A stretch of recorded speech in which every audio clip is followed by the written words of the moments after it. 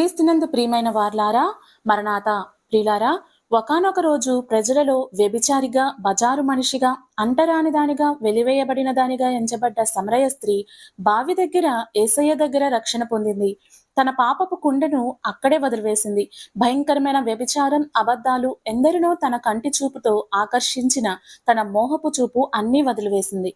గొంగలి పురుగు కుండె ముళ్ళుపోయి రెక్కలు వచ్చి ఎగరడం ఎలా ప్రారంభించిందో అలానే పాపపు జీవితాన్ని విడిచిన సమరయ స్త్రీ సాక్ష్యార్థమైన బ్రతుకు పొందుకుంది. అందరూ చేదరించుకున్న సమరయ స్త్రీని ఇప్పుడు అందరూ కావాలని కోరుకునేలాగా మారిపోయింది. గ్రామానికి ఒక రోల్ మోడల్ గా, ఒక వెన్నెముకగా మారిపోయింది. ఎప్పుడంటే యేసయ్యని ఆహ్వానించినప్పుడు, పాపాన్ని విడిచిపెట్టినప్పుడు, తన పాపపు జీవితాన్ని అందరి ముందు కప్పుకోకుండా ఒప్పుకున్నప్పుడు. సమరయ స్త్రీని మార్చిన దేవుడు నిన్ను కూడా మార్చగలరు. నీ జీవితంలో కూడా గొప్ప అద్భుతాన్ని చేయటానికి ఆయన సిద్ధంగా ఉన్నారు. అయితే ఆయనకి నీ జీవితాన్ని సంపూర్ణంగా సమర్పించుకోవాలి. గొంగలి పురుగుల ఆగూడులో సమాధి అయిపోవాలి. నీ పాపపు జీవితాన్ని ఒప్పుకొని దానిని బాప్తిస్మం ద్వారా సమాధి చేయాలి. అప్పుడు క్రీస్తులోనికి బాప్తిస్మం పొందిన నీవు క్రీస్తుతో కూడా బ్రతికింపబడతావు, పునరుత్థానం పొందుతావు. అప్పుడు నీ జీవితం సీతాకోక చిలుకలాగా మారిపోతుంది.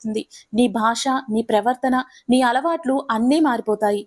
ప్రజల్ని ఆకర్షించడానికి ప్రయత్నించిన సమరయ స్త్రీ రక్షించబడి ఎలా ప్రజలకి సాక్ష్యం చెప్పడం మొదలుపెట్టిందో అలాగే నీ జీవితంలో కూడా పాపం, అబద్ధాలు, త్రాగుడు, చెడు అలవాట్లు అన్నీ పోయి గొంగలి పురుగు సీతాకోక చిలుగులాగా పరివర్తన చెందినట్లు పాపివైన నీవు కూడా నూతన సృష్టిగా మారిపోతావు.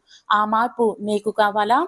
అయితే నేడే యేసునొద్దకురా. నీ జీవితాన్ని ప్రభువుకివ్వు. ఆయన చేతులకు సంపూర్ణంగా సమర్పించుకో. దేవుడు నీ జీవితంలో అద్భుతం చేయటానికి సిద్ధంగా ఉన్నారు. ఈ సమరయ స్త్రీ జీవితం ద్వారా దేవుడు నీతో మాట్లాడారని ఆశిస్తున్నాను. సమరయ స్త్రీ పొందుకున్న భాగ్యం మనందరికీ మెండుగా కలుగునుగాక. ఆమేన్. మరణాత.